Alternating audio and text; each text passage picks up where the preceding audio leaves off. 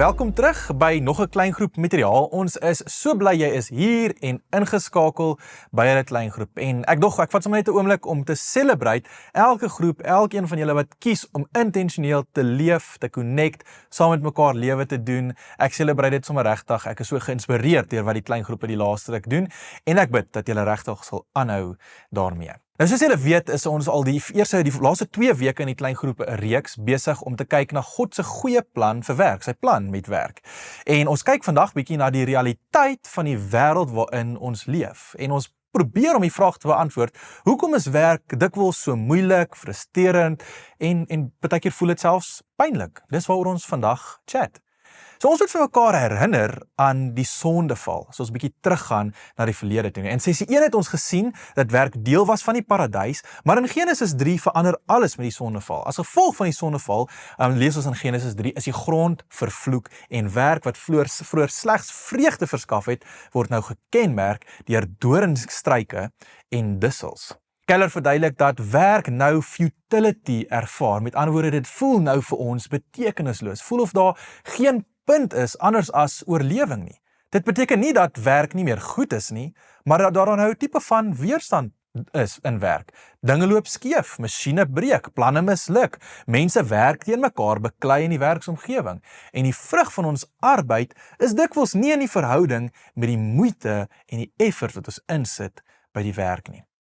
So dis juist een van die groot frustrasies van die moderne werker, is die gevoel dat jou werk betekenisloos of vrugteloos is. Keller verwys na die konsep van alles onder die son uit die boek Prediker, waar daar staan, verder het ek in hierdie wêreld gesien, waar daar reg moet geskied, is daar onreg. Waar daar geregtigheid moet wees, is daar oortreding. Dis daar in Prediker 3. En hierdie idee dat ongeag hoe hard ons werk, ons niks van ewige waarde kan bou deur bloot menslike krag nie. Ons ervaar dit vandag as die onvermoë om klaar te kry. Daar's altyd meer eposse, daar's altyd meer take, meer projekte wat ons tyd vat. En ons het nie tyd om al hierdie goed aan te kom nie. Ons sien dit vandag as sosiale wrywing, nê. Die werksplek politiek, die rowwe verhoudings, maak dat die uitvoering van eenvoudige take sommer baie moeiliker is. En ons sien dit ook in ons selfsugtige motiewe.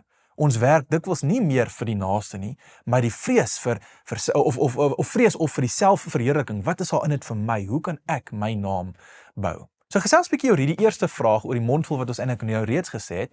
Watter doringstruike en dussels ervaar jy die meeste in jou spesifieke beroep?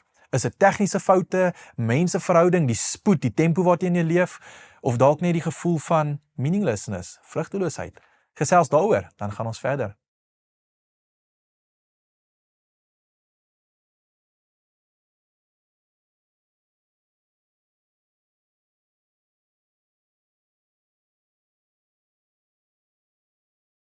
So 'n volgende gevaar of uitdaging van werk is wanneer ons werk nie meer as diens aan God en mense sien nie, begin ons dit dikwels as 'n manier gebruik om ons identiteit en ons sekuriteit te bou. Ons maak basies van werk 'n afgod. As ons suksesvol is, word ons hoogmoedig. As ons misluk, word ons verpletter omdat ons waarde aan ons prestasies en werk gekoppel is. En Keller waarsku in sy boek so mooi dat werk as 'n afgod ons uiteindelik verpletter, want dit eis alles van ons en dit gee nooit genoeg bevrediging terug nie. So hier is nog 'n vraagie waaroor jy kan chat. Hoe weet jy wanneer jou werk van 'n roeping na 'n afgod of 'n identiteit oorgeskryf het? En wat is die tekens in jou lewe? Byvoorbeeld is dit as jy te veel stres, as verhoudings moeilik raak, as jou gebedslewe droog word? Wat se teken wys vir jou dat jy besig is om jou werk van 'n roeping te skuif na 'n afgod? Gesels 'n bietjie daaroor.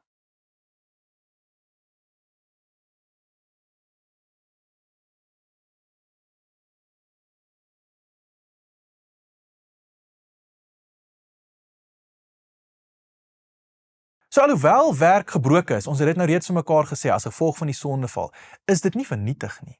Die evangelie kom herinner ons dat Christus die doringkroon gedra het, die simbool van die vloek op die grond van Genesis, sodat hy die gebrokenheid van ons wêreld, insluitend in die gebrokenheid van werk, kan begin herstel.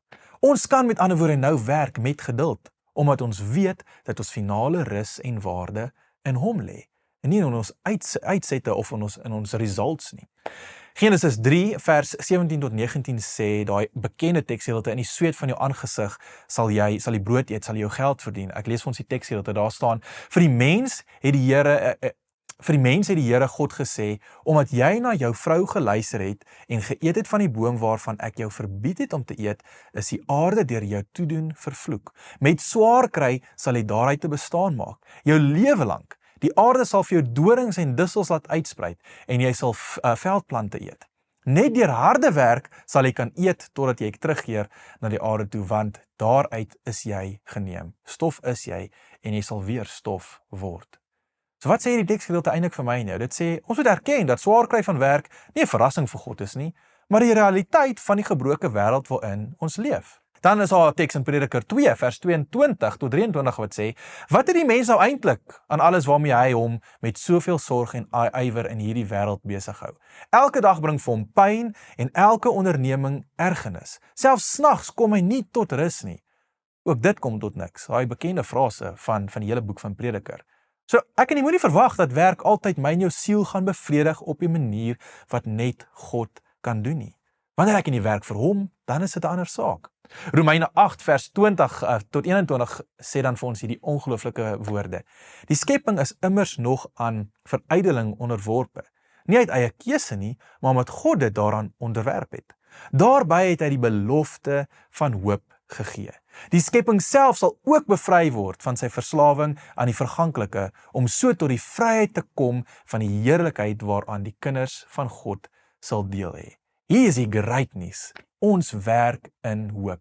Ons het hoop wanneer ons werk, wetende dat God besig is met 'n groter herstelplan. So na al hierdie teksgedeeltes, chat 'n bietjie oor die volgende. As jy aanvaar dat werk altyd 'n mate van moeite en vrugteloosheid sal hê tot en met Christus se wederkoms, hoe help dit my en jou om môre met meer genade, minder frustrasie na jou kantoor of jou werkplek toe te gaan? En 'n tweede vraag, hoe verander hierdie hoop wat ek en jy het ons denke oor ons werk? Chat bietjie daaroor.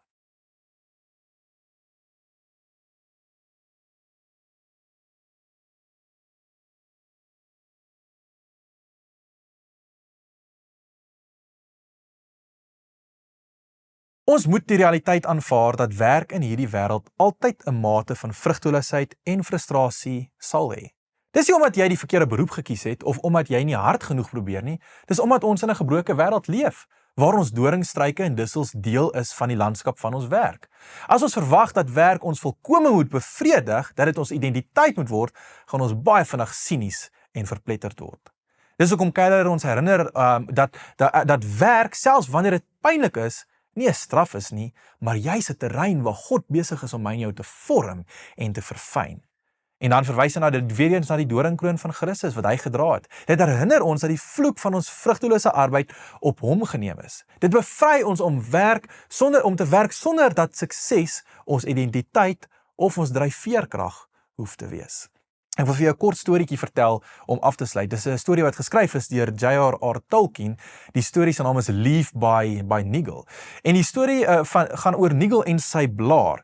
En daar was op 'n tyd 'n skilder gewees en sy naam was Nigel. En die woord Nigel beteken volgens Tolkien om ondoeltreffende manier te werk. Met ander woorde, besig om onnodige tyd aan klein besonderhede en details te bestee. En dit was hoe Nigel was. Hy was 'n perfectionist wat nooit tevrede was met dit wat hy gemaak het nie.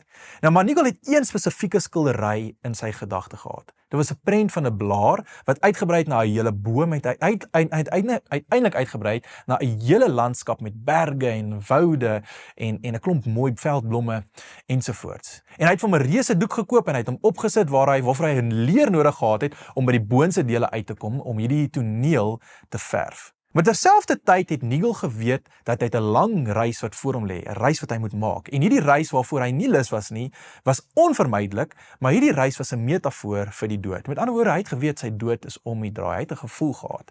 En hy het vir homself gesê hy moet hierdie een ding doen, hy moet hierdie skildery klaarmaak voordat hy op hierdie reis vertrek, voor hy sterf. En Nigel het egter gesukkel om vordering te maak weens twee redes. Die eerste rede was sy perfeksionisme. Hy was die soort skilder wat baie beter blare kon verf as enigiets anders, as bome of landskappe. So hy sou ure lank gespandeer het aan die enkele blaarwerk om die skakerings reg te kry, om die doudruppels reg te kry, maar die res van die doek het leeg gebly. Die tweede rede hoekom hy gesukkel het, was sy goeie hart. Hy was voortdurend onderbreek deur die bure wat hom gevra het om hulle te help, om dinge vir hulle te doen.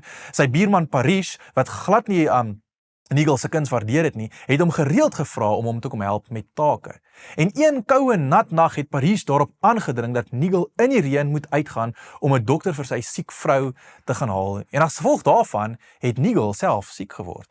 En terwyl hy desperaat probeer werk het aan sy onvoltooide skildery, terwyl hy siek was, het sy bestuurder, sê hulle, noem hulle hom, gekom om hom te vat op hierdie reis. Met ander woorde, Nigel het in trane uitgebars omdat sy werk nie eers klaar was nie.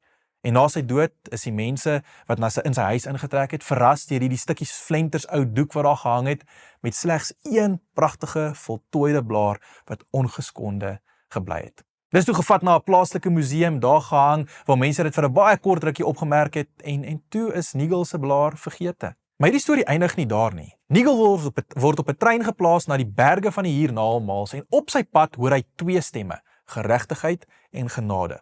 Geregtigheid sê vir Nigel, hy het soveel tyd gemors, maar genade antwoord dat Nigel gekies het om homself vir ander op te offer, selfs in sy werk. Toe Nigel aan die buitewyke van die hemelse land kom, sien hy iets wat sy asem wegslaan. Hy hardloop daarheen en daar staan dit, die boom. Dit was sy boom, presies soos hy dit voorgestel het, met die landskappe en die blare maar 100% voltooi. Die blare het oopgegaan, die takke het beweeg in die wind, en hy het sy arms wyd oopgegooi en uitgeroep, hierdie is 'n geskenk. Nou Tolkien se punt met hierdie storie was dat in hierdie wêreld sal ons werk dalk altyd onvoltooid en vrugteloos lyk. Mense sal ons sien en hulle sal kyk na ons werk en hulle sal ons vergeet. Maar as daar 'n God is, wat ons glo daar is, dan is die skoonheid en geregtigheid waaraan ons aan die werk streef, wat ons streef, deel van die ware werklikheid. In die nuwe skepping sal daardie klein blaartjie waarin jy soveel vandag gewerk het, so hard aan gewerk het, of dit nou 'n verslag is, of dit kode is wat jy geskryf het, of jy 'n onderwyser is in die opvoeding van 'n kind, word 'n deel van jou voltooide boom wat God eendag sal openbaar. Met ander woorde, jou arbeid, maak nie saak hoe mundane dit voel nie, is nooit vir die Here te vergeefs nie. So op hierdie aarde kry jy dalk net een blaar van jou kunswerk, van jou lewenswerk voltooi, maar in God se komende koninkryk is daar 'n voltooide boom. Die vraag is jy besig om getrou daai blaartjie te verf? 'n Wêreld van volmaakte geregtigheid, van skoonheid en vrede, waarin jou werk nou reeds wys, word vir ons die resultaat. Met ander woorde, jou arbeid is nooit te vergeefs nie, net as dit vir die Here gedoen word. Bespreek die volgende en dan sluit ons af.